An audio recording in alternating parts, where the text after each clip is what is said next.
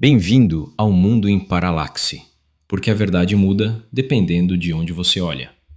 Hoje, sexta-feira, dia 20 de março de 2026, e o assunto de hoje é: mano, eu tô muito afim de falar sobre isso. O tal do Pix do BRICS, o fim do dólar, o apocalipse financeiro mundial. Ou não. Depende pra quem você pergunta, né? Já começou dramático, hein? Eu adoro que toda manchete sobre BRICS é tipo, ou é o fim do mundo, ou é a maior revolução da história. Nunca é algo no meio, né? Exatamente. E o negócio é que eu vi muita gente confundindo as coisas. Tipo, muita gente mesmo, bicho. O pessoal acha que o BRICS vai criar uma moeda única, tipo o euro, e substituir o dólar amanhã de manhã. E não é nada disso. Nada a ver. Não, tão longe disso. O que está sendo discutido é um sistema de pagamento, não é moeda. É uma coisa completamente diferente. É tipo, imagina que cada país tem o seu sisteminha de transferência, né? O Brasil tem o Pix, a Índia tem o UPI, a Rússia tem o... como é que chama? MIR, acho que é MIR o sistema deles. Isso, o MIR. Então o que eles querem fazer é conectar esses sistemas. Tipo um tradutor universal de moedas, sabe? Você manda em real, chega em rúpia, sem precisar converter para dólar no meio do caminho. Peraí. Eu gostei dessa analogia. Tradutor universal de moedas. Porque hoje, isso é uma parada que o pessoal não saca. Hoje, se o Brasil quer vender soja para a China, a transação passa pelo dólar. Mesmo que ninguém ali seja americano. Ninguém está comprando nada nos Estados Unidos. Mas o dinheiro passa por lá. Que loucura, né? E isso é absurdo quando você para pensar. É como se toda vez que você quisesse falar com seu vizinho, você tivesse que ligar para o síndico primeiro, pedir permissão e pagar uma taxa. Tipo, por quê? O vizinho tá ali do lado. Boa demais essa, cara. Pior que E é aí, mais ou Gui, me menos explica isso uma mesmo, coisa. viu? Quem tá nesse bonde? Porque BRICS original era Brasil, Rússia, Índia, China e África do Sul, né? Mas agora expandiu pra caramba. Expandiu sim. Entraram Egito, Etiópia, Irã, Emirados Árabes. A Arábia Saudita tá meio que numa posição ambígua. Ninguém sabe direito se tá dentro ou tá de observador. Mas o ponto é que o bloco agora representa tipo, olha só, mais de 40% da população mundial. É muita gente. Tá, mas agora vamos pro que interessa, né? Por que esses países querem sair do dólar? Qual é a treta real? Porque isso tem muito a ver com, como é que eu falo? Geopolítica pesada, mano. Pesada mesmo. Olha, a resposta curta é sanções. Os Estados Unidos usam o dólar como arma, literalmente. Quando a Rússia invadiu a Ucrânia em 2022, o que os Zeroá fizeram? Cortaram a Rússia do sistema financeiro internacional. SWIFT, congelamento de reservas, tudo.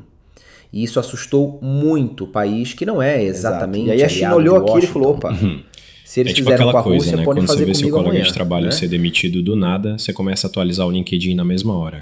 Exato, é exatamente isso. A analogia é perfeita, cara. E é literalmente o que tá rolando. Esses países estão atualizando o LinkedIn financeiro deles. Tá, mas aí e pro Brasil? Porque o Brasil é um caso interessante, né? A gente não é inimigo dos Estados Unidos, a gente não tá em guerra com ninguém, a gente é relativamente de boa no cenário internacional. Qual que é a vantagem de entrar nisso? A vantagem é enorme e eu acho que o pessoal subestima. Pensa comigo, a China é o maior parceiro comercial do Brasil, maior dos Estados Unidos. E toda vez que rola uma transação comercial entre Brasil e China, tem que converter real para dólar, dólar para yuan. Cada conversão dessa é taxa, é perda, é ineficiência. Se você tiver um sistema que conecta direto real para yuan, sem intermediário, cara, o volume de comércio que o Brasil faz com a China é tão grande que isso pode economizar bilhões ao longo do tempo. Bilhões. Tipo, bilhões com B, mano. Com B maiúsculo. E não é só China, tá? Índia está crescendo absurdamente. O comércio Brasil-Índia tem potencial gigantesco. África do Sul, os Emirados, são mercados enormes que a gente poderia acessar de forma muito mais eficiente. Mas, e aqui que eu tenho que ser o chato da mesa, tem riscos. Tem riscos sérios. Porque veja, isso não acontece num vácuo político. Os Estados Unidos não vão ficar sentadinhos assistindo. O dólar como moeda de reserva mundial é a base do poder americano. É tipo o superpoder secreto deles. O anel do Sauron financeiro. Mano, eu ia falar algo mais sofisticado, mas sim, é o anel do Sauron financeiro. E eles não vão largar esse anel de bom grado.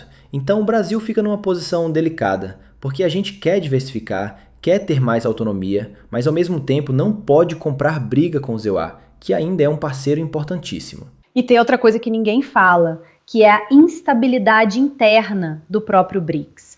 Porque pensa comigo, você tem Índia e China, que são rivais geopolíticos, tem disputa de fronteira, já tiveram conflito militar recente, tem Irã e Arábia Saudita, que até pouco tempo eram praticamente inimigos. Isso é um bloco coeso? Cara, verdade. Eu nem tinha pensado nisso. É tipo juntar Corinthians e Palmeiras no mesmo time e esperar que dê certo. Vai dar treta. Basicamente. E aí a questão é, quando você tem interesses tão divergentes dentro do bloco, como é que se alinha uma infraestrutura financeira? Porque um sistema de pagamento exige confiança mútua, exige coordenação técnica, exige que os caras se entendam. Isso é verdade, mas eu discordo que seja impeditivo. Tipo, a União Europeia tem Grécia e Alemanha, que são mundos diferentes economicamente. E o euro funciona. Mais ou menos, tá? Mas funciona. A questão é que um sistema de pagamento é muito mais simples que uma moeda única. Muito concordo nesse mais. ponto. Porque você não está pedindo para esses países abrirem mão de soberania monetária. Ninguém vai deixar de ter o real, o yuan, a rúpia. Cada um mantém a sua moeda. Você está só criando um trilho, uma ferrovia digital por onde essas moedas podem se encontrar sem precisar passar pela estação do dólar. Tá, entendi. Mas agora vem a pergunta que o pessoal em casa quer saber.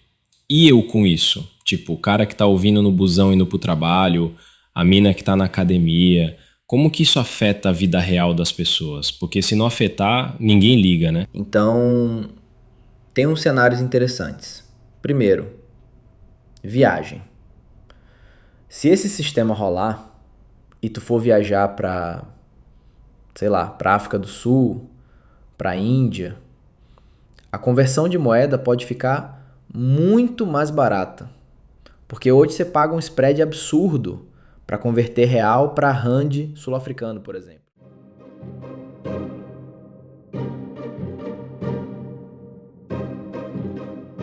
E compras online. Gente, pensa na Shein. Eu sei que é fútil, mas peraí, não é fútil, é cultura. O preço da Shein, de sites chineses, de marketplaces indianos que estão chegando, se a conversão de moeda ficar mais direta e mais barata, o preço final para o consumidor brasileiro pode cair. Aline usando a Shein como exemplo de impacto geopolítico. Mano, eu amo esse podcast. Só aqui, viu? Ei, geopolítica tem que ser tangível, senão ninguém liga. Não, ela tem razão. E tem um aspecto mais macro, que é, que é a questão do fortalecimento do real. Porque se o Brasil passa a fazer mais transações sem precisar de dólar, a demanda por dólar diminui. E se a demanda por dólar diminui, teoricamente, o real pode se valorizar. Agora, teoricamente, tá? Porque tem mil variáveis. Peraí que eu quero puxar esse fio.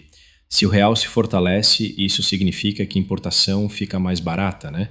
Tipo, eletrônico, carro, iPhone, tudo que vem de fora poderia custar menos? Porque aí sim o pessoal vai prestar atenção. Em tese, sim. Mas, e esse mais é gigante, isso só acontece se o volume de comércio fora do dólar for significativo. A gente está falando de um processo de décadas, não de meses. Ninguém vai acordar amanhã com o dólar a R$2 por causa do BRICS. Sério? 2 guerras mundiais? Caramba, eu sabia que era lento, mas não sabia que era tanto assim. Sim, a Libra só perdeu de vez o status depois da Segunda Guerra. Então, quando alguém fala que o dólar vai acabar amanhã, gente, calma. Isso não funciona assim. É como erosão. A pedra vai desgastando, desgastando e um dia muda de formato. Mas você não vê acontecendo em tempo real. Perfeito. E eu adicionaria que o dólar ainda tem uma vantagem brutal, que é a profundidade do mercado financeiro americano. Tipo, se você é um banco central e tem reservas em dólar, você pode investir em títulos do Tesouro Americano, que são considerados o ativo mais seguro do planeta. Não existe equivalente em yuan ou em rúpia, ainda não. Então, resumindo, não é um apocalipse do dólar, mas também não é uma nota de rodapé. É algo no meio, né? Exatamente isso. É um processo que está em andamento, que é real, que tem substância, mas que vai levar tempo. E o Brasil está numa posição privilegiada para surfar essa onda, se souber jogar diplomaticamente. Tá, mas agora eu quero... Onde eu tava? Ah, sim. A questão prática. Isso vai sair do papel? Tem cronograma? Alguém sabe quando esse trem anda de verdade? O Banco do BRICS?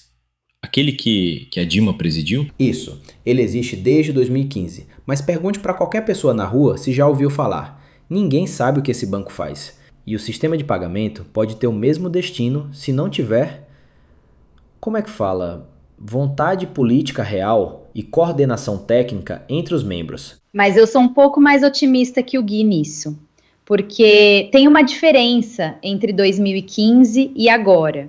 A urgência. Em 2015, ninguém estava sendo cortado do sistema financeiro mundial.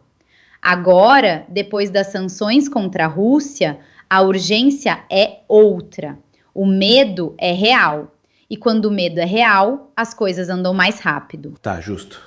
Isso é verdade. E o Brasil com o Pix tem uma baita vantagem nisso, né? Porque, mano, o Pix é case de sucesso mundial. O negócio funciona, é instantâneo. É tipo, o Banco Central do mundo inteiro vem estudar o Pix brasileiro.